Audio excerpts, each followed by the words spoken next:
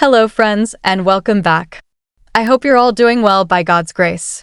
If you haven't already, please take a moment to subscribe and hit that bell icon so you never miss an update.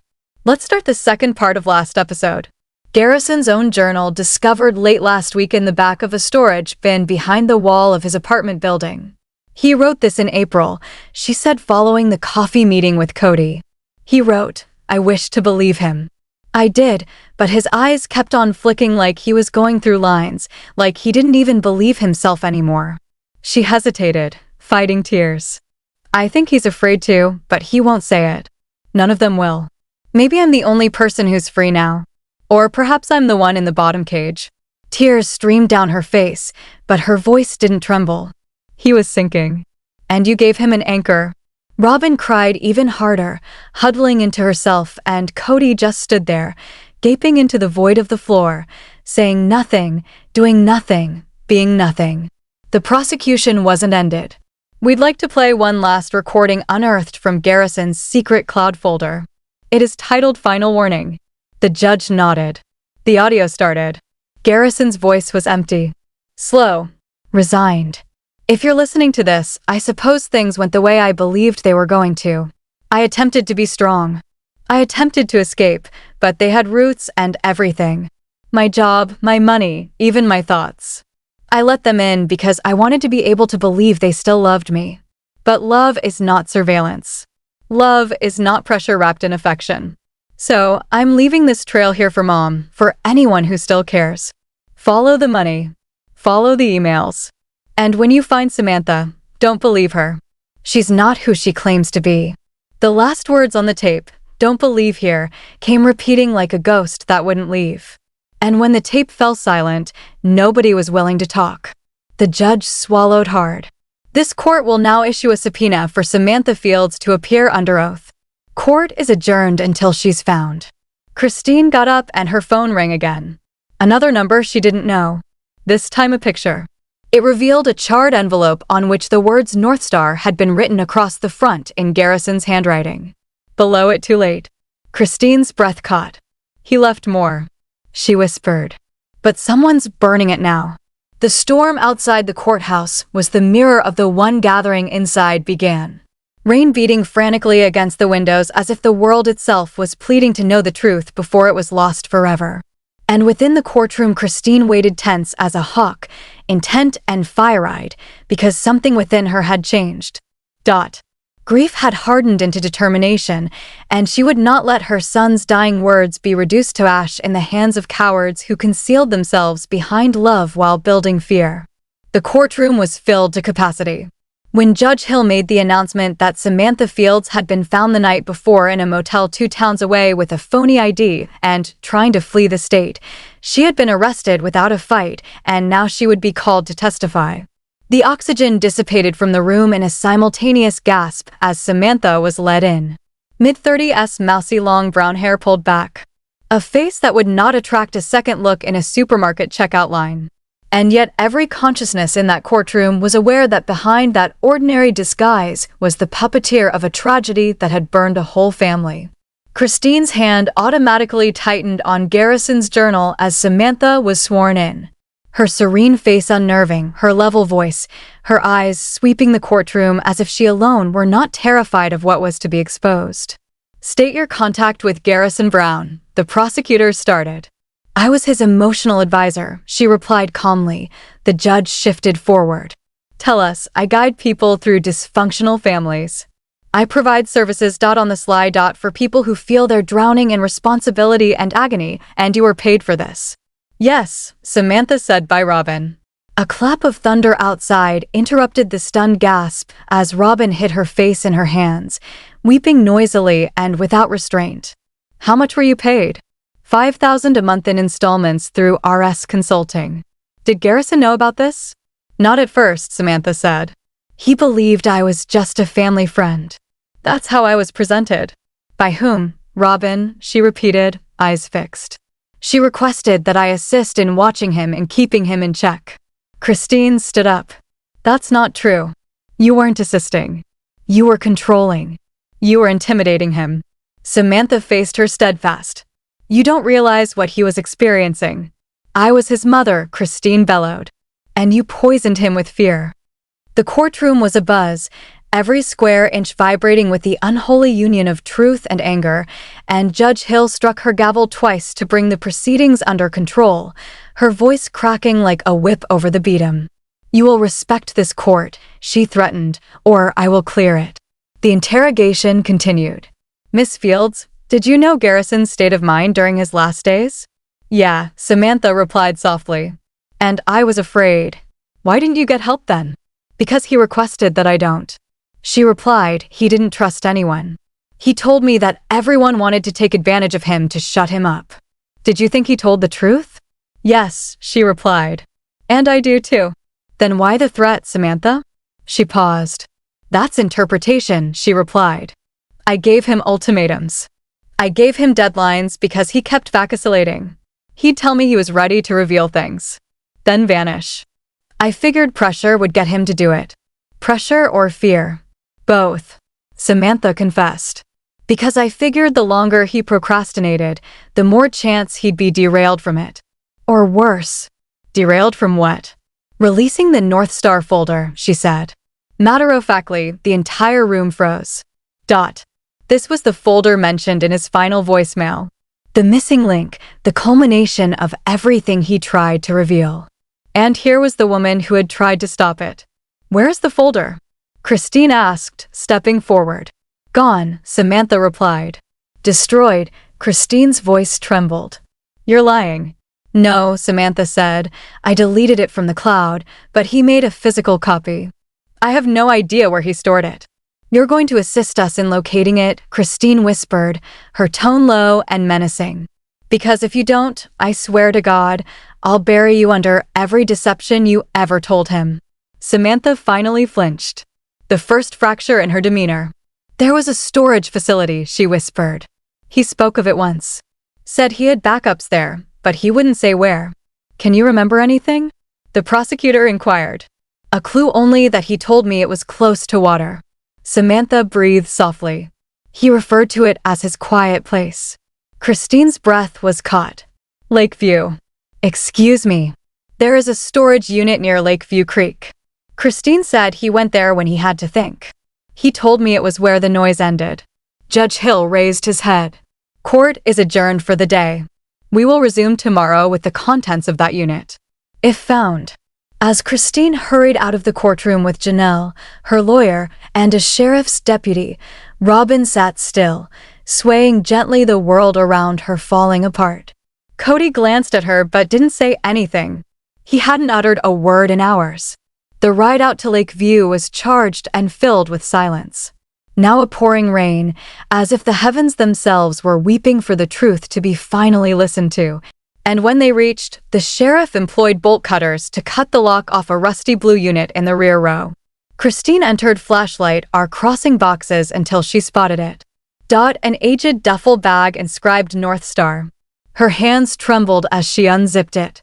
Contents: 3 spiral notebooks, thumb drive, hard copy of original era, consulting agreement with Robyn's signature forged, and sealed envelope to if you still care. Her breath halted as she read the letter. It said, Mom, if you read this, I didn't survive. I tried to fight. I really did, but the weight, it was too heavy. I loved you. I knew you were trying to keep me safe. But I couldn't let them roll me anymore. Not Robyn, not Dad, not their money. I needed to break the chain. I'm sorry I wasn't stronger. But perhaps this truth will be. I love you, Garrison. Christine fell into the storage unit floor, crying into the duffel bag. The storm outside, now screaming like Garrison himself, was finally free. The courtroom was more crowded than ever when opened, but the stillness that filled the room was noisier than any tumult. Because everyone knew that today everything would shift. Christine entered, clutching the recovered duffel bag from the Lakeview storage unit as if it contained not only evidence, but Garrison himself, his final truce, his final breath, his last scream recorded in ink and silicon. And as she sat it down delicately on the evidence table, the whole gallery leaned forward, their hearts racing in unison while Robyn sat blank-faced ahead, her eyes puffy from hours of crying. And Kody appeared like a man already half wiped off the face of the earth. Judge Hill sat, her robe wet from the earlier rainstorm outside, and nodded for Christine to go on. With shaking hands, Christine opened the duffel and took out the first spiral notebook, putting it in front of the court clerk, who started leafing through its handwritten pages, each dated, each filled with meticulous notes, paranoia, outlines of conversations, transcripts of telephone calls, and chillingly detailed flowcharts of who Garrison thought was involved in the manipulation, the money funneling, the scripted emotional breakdowns, even allegations of Robyn faking financial hardship to guilt Kody into conformity. "This isn't a journal," the forensic expert replied, advancing with gloved hands. "It's an operation laid out on paper. This kid was constructing a case. He wasn't falling apart. He was recording." Christine stood in the front now, her voice firm despite the tears welling in her eyes. "He explained to me once that when he couldn't scream, he'd write. That if no one was going to believe him when he told them, perhaps they would if they could see it in black and white." The courtroom waited with bated breath as the initial email printouts were displayed on the screen. Emails between Robyn and Samantha. A few with code names, others with cold starkness. One said, "He's cracking. Time to change tactics. Offer a lifeline, then isolate. He won't realize it's happening." Another, "And sure Kody believes this is his doing. Guilt is best when it resembles leadership." Gasps resounded throughout the gallery. Robyn's mouth hung open in horror. The fact of her digital fingerprint inescapable. "These are not just emails," said the prosecutor.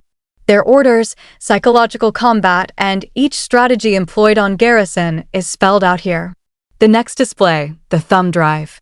Inside were sound recordings of phone calls and face-to-face meetings Garrison had recorded, all time-stamped and saved to encrypted folders. The courtroom sat in shocked silence as Garrison's voice streamed through the speakers again. "April 17th, he stated. She called again, told me I owed her for everything, that if I went to anyone, she'd bury me in legal fees and destroy what little peace I had left. I demanded to know what she wanted from me," she replied. "Obedience. I do not even know who she is any longer." Robyn wept into her hands, but Christine did not blink. Another sound file. "May 3rd, Dad appeared once more. Told me if I did not sign the withdrawal form, he'd cut me off for good. I laughed, informed him that he already had. He said I did not understand what loyalty meant. I told him, neither do you." Kody shut his eyes, his lips shuddering, but still he remained silent. Then there was the last file. "May 12th. I'm exhausted. So exhausted. I've made a copy of it all and left it in the storage unit. If you're listening to this, it means I didn't make it. But if the truth is revealed, perhaps someone else won't feel the way I did. Perhaps it'll save someone. Perhaps Mom will see I never stopped loving her. I simply couldn't keep playing the act."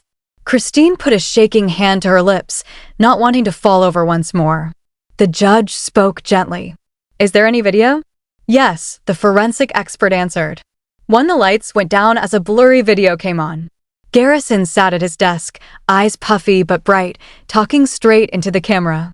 "To my family, I apologize, but I cannot continue to be a part of this. I wanted to be tough, but I was made into something to be bought and sold. Dad, you taught me how to get by. But only if I did it on your terms. Robyn, you said I was broken so many times, I began to think it was true. But I'm not. I'm just finished." It was so quiet that you could have heard a pin drop as his final words rang out in the courtroom. And when the lights were restored, there wasn't a dry eye in the room, not even among the jury. Robyn was completely devastated, whispering, "I didn't know. I didn't know it was that bad." Christine glared at her, her eyes like ice. "You knew. You just didn't care until it was too late." "I loved him." Robyn wept. "You owned him." Christine barked. "There's a difference." Kody rose slowly, his voice quivering as he finally found words. "I failed him. I thought I was guarding the family, but I was guarding the deception. I let it expand. I let her build it." Robyn stared at him in incredulity. "You helped me. I followed you," he said, "because I was too feeble to lead." The judge held up a hand. "We have heard as much. Court adjourns until closing arguments tomorrow. The jury will deliberate on all evidence presented. Charges could be amended based on this new information. Christine stepped out of the courtroom into a wall of flashbulbs.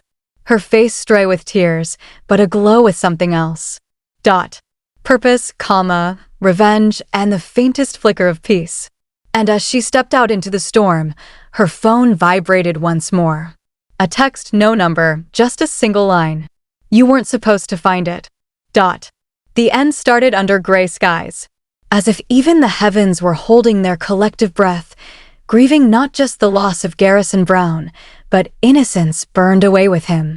In the courtroom, the mood was thick, not with anarchy, but with the type of quiet that arrives after the earthquake has already occurred, and the dust is settling to show all the shattered foundations under what once stood so proudly. A family now broken beyond recognition. Christine sat in silence. Garrison's notebook clutched against her chest like armor. As Janelle grasped her hand, her own countenance clenched with sorrow, but ablaze with solidarity. Mary sat in solitude, silently streaking tears down her cheeks as she blankly gazed forward.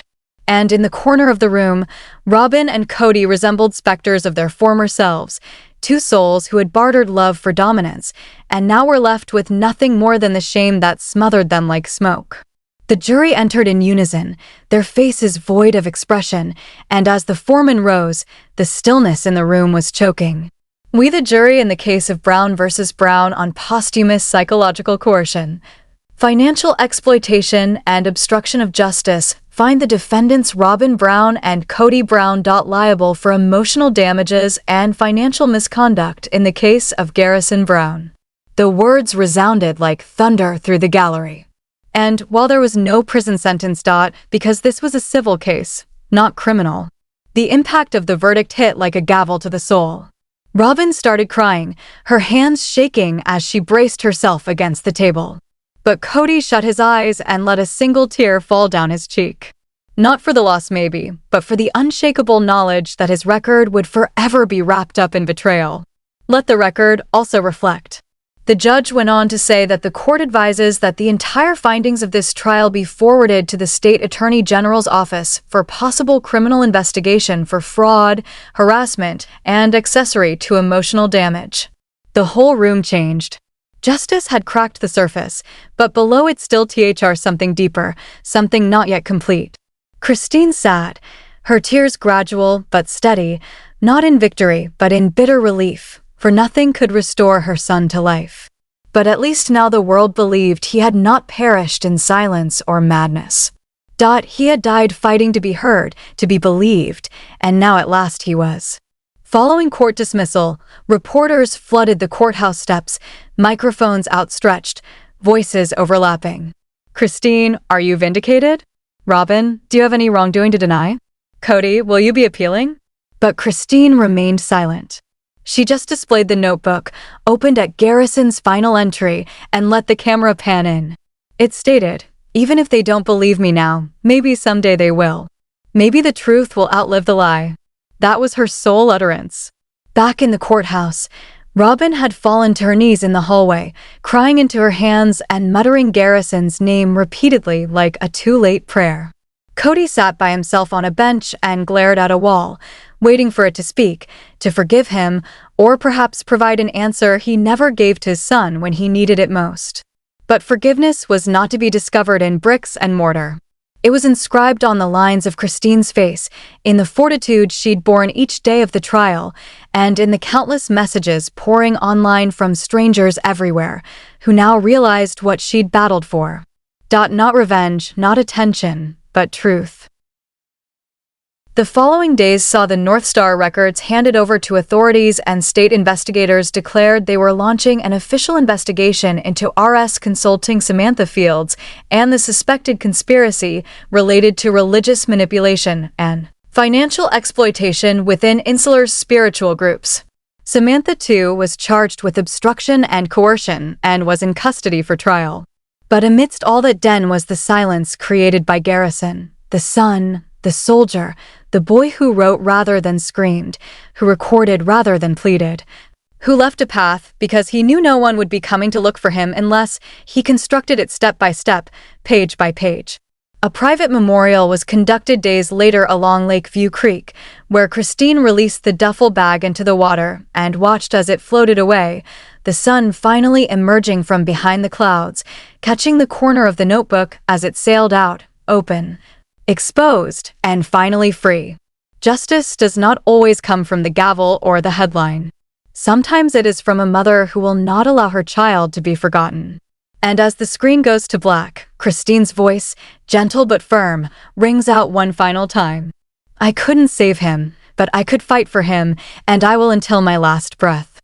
Do you think justice was served, or is this just the tip of the iceberg in revealing all that they were trying to cover up? Comment below. Thanks for watching this video. Let us know in the comment section below. Don't forget to like, subscribe, and hit that notification.